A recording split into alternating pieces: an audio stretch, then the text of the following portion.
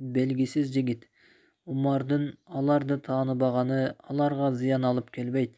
Аларды Аллах тааныса ошол жетет.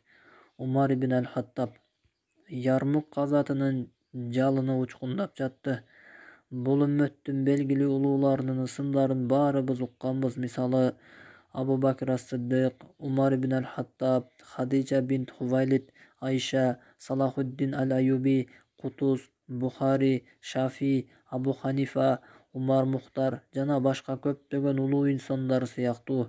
Бирок бул үммөт ушул эле улуу инсандар менен күчтөнгөн деп жаңылышып калбайлы.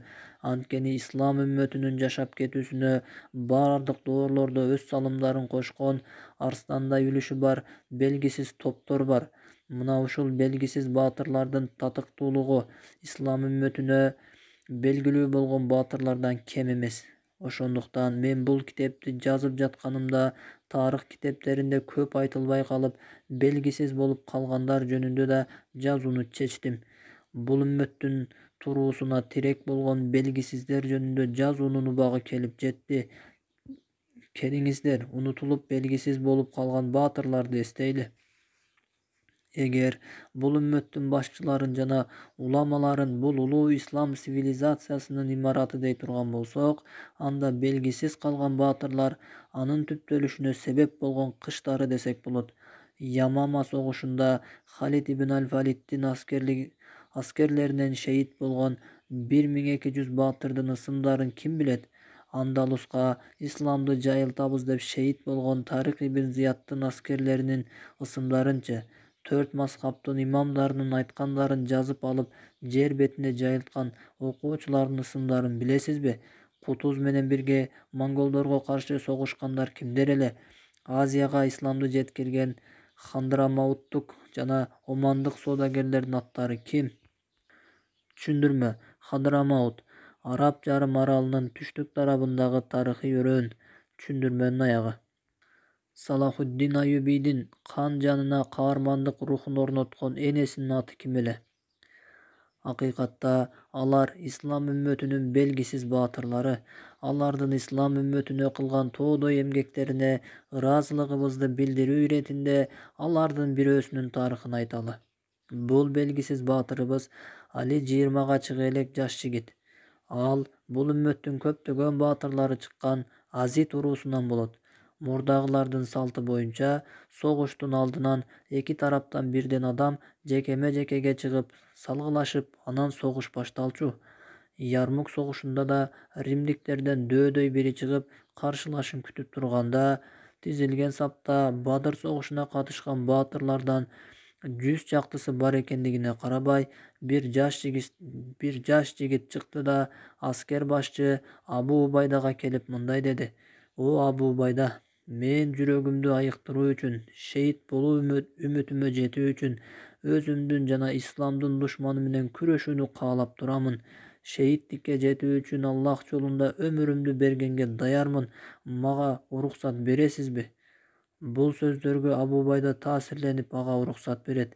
Жанагы жигит душманын көзүнө жөнөп жатып, кайра артка кайрылып, Абу Убайдага мындай деди: "О Абу Убайда, мен шейит болууну чечтим. Аллахтын элчиси саллаллаху алейхи вассаламга айтып баруум үчүн мага бир нерсе дайындабайсызбы?" Бул сөздөрдү уккан Абу Убайданын көзү жашка толуп, жигитке карап мындай деп айтты: "Аллахтын элчисине менден жана мусулмандардын атынан салам айтканда, ага мындай дегин: О Аллахтын элчиси, бизди ушундай даражага жеткиргендигиңиз үчүн Аллах сизге сыйлык тартууласын. Биз Раббибиздин бизге берген убадасын өз көзүбүз менен көрдүк." Аздийлик жигит дөөдөй болгон Рим аскерине арстандай чуркап барып салгылашып, аны жерге жыкканда, мусулмандардын аскерлери тараптан Аллаху акбар деген кыйкырыктар айлананы дүркүрөтө угулат. Жигит анын аты менен куралын алып келип мусулмандарга тапшырат да кайра Рим жоокерлерине карап: "Дагы салгылаша турганыңар барбы?" деп катуу кыйкырат. Ошондо биринчисинен кем калышпаган дагы бир дөөдөйү чыгат. Биздин баатыр аны менен салгылашып, аны да жерге жыгат. Андан кийин үчүнчүсү чыгат, аны да өлтүрөт. Римдиктер өлүм издеген бул жигитке таң кала баштайт. Римдиктердин 5-баатыры менен салгылашууда жигиттин тилеги орундалып, жерге жыгылып шейит кетет. Эми ал Абу Убайданын Аллахтын элчиси саллаллаху алейхи вассаламга айткан саламын жеткирет. Ошентип Шам шаарынын жерлери мурда эч көрбөгөн улуу Ярмук казаты башталат. Чегирткедей тизилип турган 500 000 византиялык аскерлер каршысындагы 32 000 баатырдан турган мусулман аскерлерине карай сел сыяктуу ага баштайт.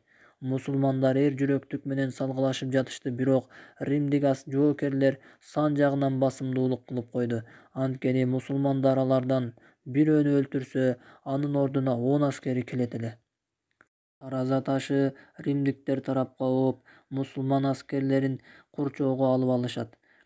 Мусулмандар жеңилип калуу коркунучунда туруп калышат.